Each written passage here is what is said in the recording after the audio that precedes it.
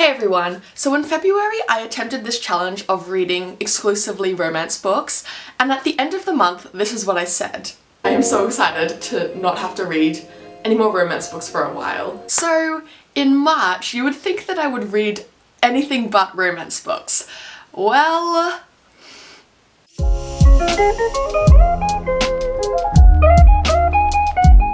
Hey everyone, my name is Mia and welcome to my channel. Today I'm going to be talking about all of the books that I read in March. I read 8 books, which I'm pretty happy with because it's about 2 a week. Anyway, let's get started.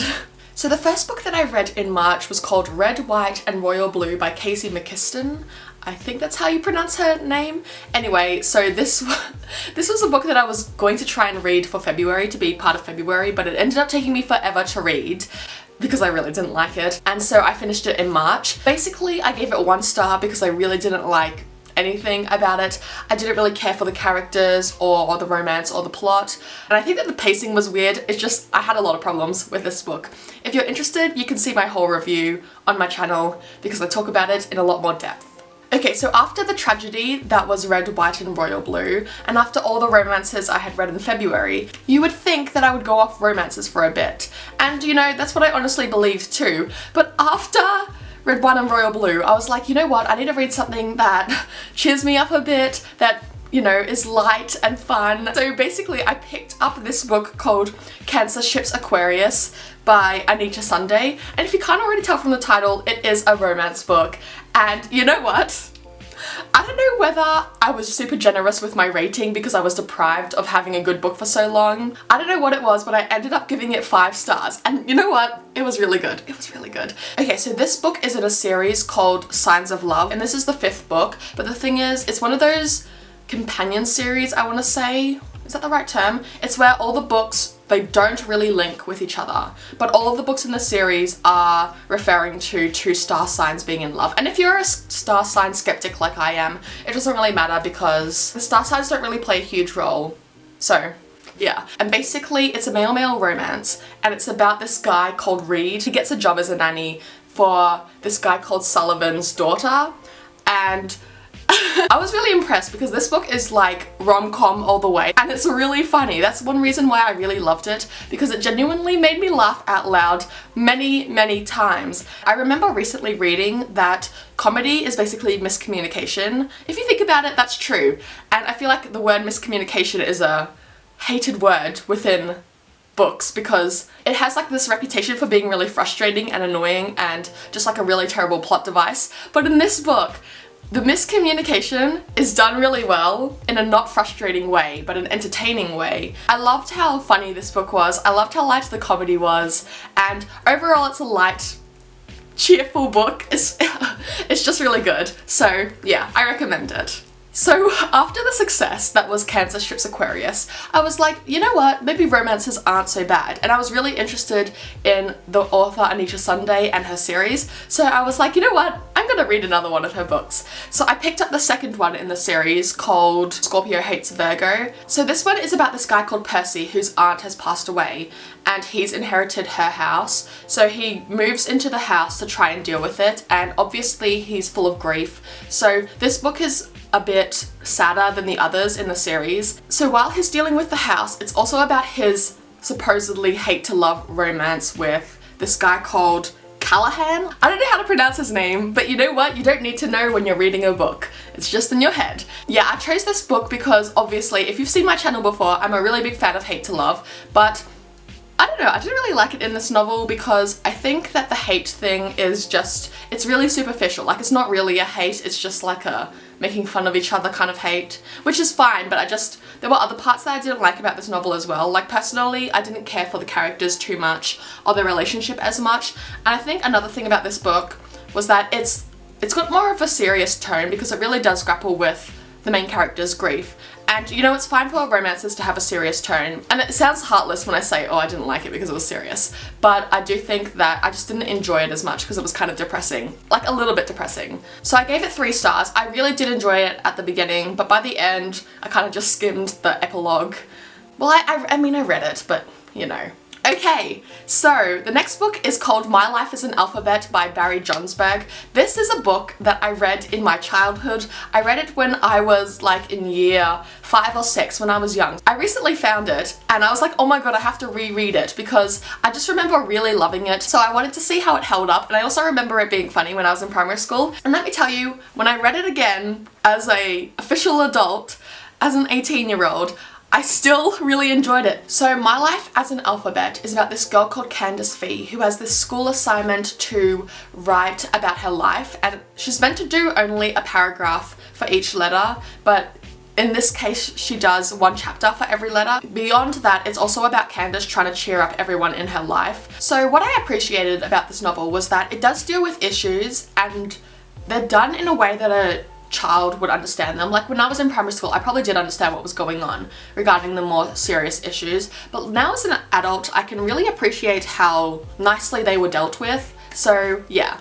Another thing that I don't think I realized when I was in primary school was that Candice is autistic or on the spectrum, because it really is implied that she is. Despite how this book deals with more serious topics, there's still a lot of light and happy moments, and it's one of those books that just makes you believe that everything can work out, and I ended up rating it 4 stars. Okay, so the next book that I read was an audiobook that I listened to called The Vanishing Stair by Maureen Johnson. And if you didn't know, this is the second book in the Truly Devious series. So I really enjoyed this book. I gave it 4 stars, and the thing was, when I was going into it, I was apprehensive because I heard some people had said that it was slow or that it didn't focus enough on the mystery. But you know what? I was very satisfied by the book. I personally didn't find the book slow or boring at all, but that might be because I was listening to it as an audiobook, which often makes events go a lot faster, I feel like. Anyway, I was really pleased with this book. I think that it gave me a lot more answers than I was expecting. I know that some people complain about the more social slash friendship slash relationship drama aspects of the series, but you know what? I don't mind it. You know, honestly, these characters at Ellingham Academy, they've grown on me. I'm actually enjoying this series a lot more than I thought I would, especially because I've had a lot of mixed things. So yeah, this book left me wanting to know more and wanting to read the last book in the series. Okay, so the next book that I read was another Signs of Love book. So this is the 4th one in the series. It's called Pisces Hooks Taurus. So Pisces Hooks Taurus is about this guy called Zane who's suddenly homeless. So through a friend he finds another person called Beckett, and he ends up staying at Beckett's house, but they're like total strangers at the beginning. It's basically about them becoming friends first and then falling in love, and Beckett is a English professor, whereas Zane he's portrayed as like not the smartest person. Like he's very creative, but he's not academically smart. And I remember one review of someone complaining about Zane being dumb to the point of it being unrealistic, but I feel like in these kind of books everything is kind of dramatized, so yeah, maybe it's unrealistic for people to be that stupid. That sounds really bad. Like, I love Zane, he's a great character. The writer made him less intelligent on purpose just because it creates more moments of miscommunication, which creates moments of comedy, but also it contrasts really nicely with Beckett's intelligence, the English professor, and it kind of demonstrates that, you know, academic intelligence, really, it isn't the most important thing. And like, despite the intelligence things, they're still equals and they both have their different strengths and weaknesses. With all of Anita Sunday's books, she always has those pages between chapters with something on it. And in this book, it's a literary quote because it fits the theme of, you know, English professor. And I really loved reading the literary quotes that were revolved around love. The way that those quotes were used in the book and the effect they had and how they interacted with the story was really well done, and it made me really appreciate certain literary quotes about love for the first time. Like, you have to read it to understand, but that last quote, before, when I had heard that literary quote, I was like, ugh, I don't understand why everyone makes such a big deal about this quote. I mean, I thought it was just like an average quote from a classic novel. But when it's put in the context of this story and you read that quote, it's really impactful. I don't know whether I was just being really generous, whether I was really having a good day, or whether I was a little bit delusional, because I did give it 5 stars. I feel like I was overly generous this month, but you know what? I really had a great time reading it. Okay, so the next book that I read was an audiobook called Sadie by Courtney Summers.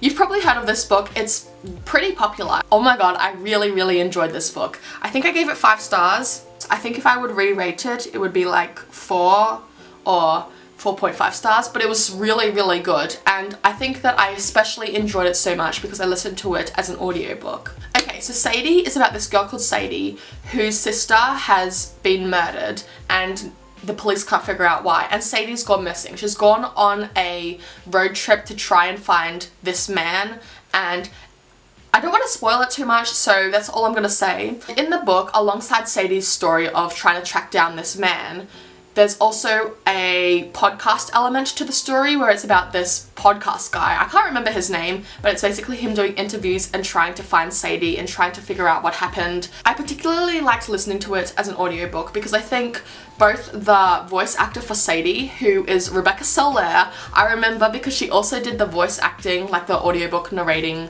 for Cinder, which I really liked her in because she's just a really good audiobook narrator. Anyway, so she was the audiobook narrator for Sadie's chapters and she just acted Sadie really well, and that just added to Sadie's character, and Sadie was already a really strong character. Like, even though she's complicated, you still really root for her. And then they also had the podcast element, and they like went all out with the podcast element. There was music, there were voice actors for different characters, there were even sound effects. Like, it was a little bit over the top at times, but I wasn't complaining because it was still really well done.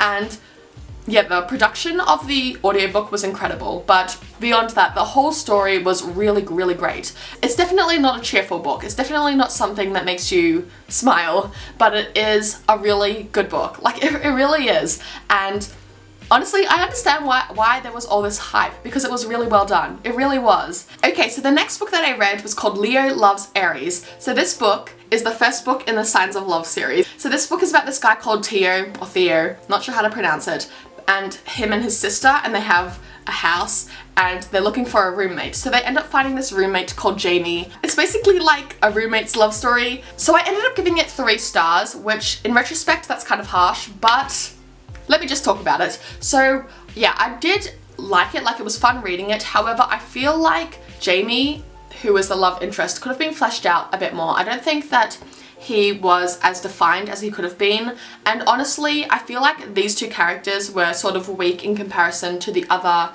characters in the other books in the series. So yeah, if Jamie was a stronger character, then their romance would have been stronger. In the book, Theo's sister, her name's Leone, or is it Leone?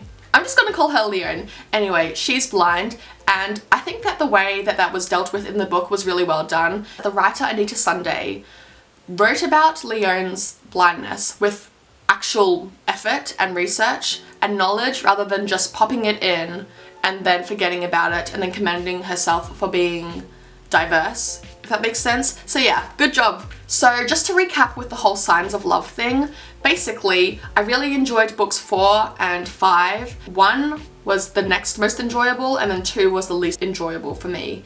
I did consider reading book number 3, and I did read the first chapter, but I just wasn't that interested in it. So those are all the books that I read in March, and you know what? I'm pretty happy with myself because I did rate a lot of these books really high, so overall it was a good reading month.